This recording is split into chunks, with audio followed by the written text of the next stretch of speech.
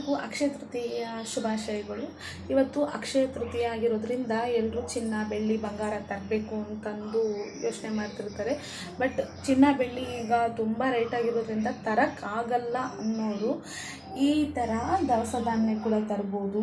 ಬೆಲ್ಲ, ಉಪ್ಪು, ಕಲ್ಲುಪ್ಪು, ತೊಗರಿಬೇಳೆ, ಅಕ್ಕಿ ಈ ಥರ ಆದರೂ ತೊಗೊಂಡು ಬಂದು ದೇವ್ರ ಮುಂದೆ ಇಟ್ಟು ಈ ರೀತಿ ಪೂಜೆ ಮಾಡೋದ್ರಿಂದ ನಮಗೆ ಸಕಲ ಐಶ್ವರ್ಯ ಸಂಪತ್ತು ಕೂಡ ದುಪ್ಪಟ್ಟಾಗುತ್ತೆ.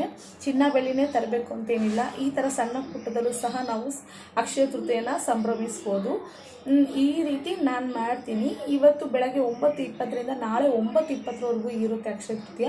ಇನ್ನೂ ಯಾರು ತೊಗೊಂಡು ಬಂದಿಲ್ಲೋ ಚಿನ್ನ ಬೆಳ್ಳಿ ಬಂಗಾರ ಅಂತ ಅಂತಿರೋರು ಅಟ್ಲೀಸ್ಟ್ ಈ ರೀತಿ ಆದ್ರೂ ತಂದಿಟ್ಟು ಪೂಜೆ ಮಾಡೋದ್ರಿಂದ ಸಕಲ ಐಶ್ವರ್ಯ ಸಂಪತ್ತು ಸಮೃದ್ಧಿ ಆಗುತ್ತೆ.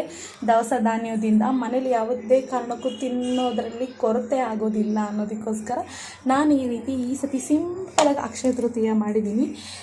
ಇದು ಬ್ಲಾಗ್ ಇಷ್ಟ ಆಯಿತು ಅಂದರೆ ಪ್ಲೀಸ್ ನನ್ನ ಚಾನಲ್ನ ಸಬ್ಸ್ಕ್ರೈಬ್ ಮಾಡ್ಕೊಳ್ಳಿ, ಹಾಗೆ ಲೈಕ್ ಮಾಡಿ.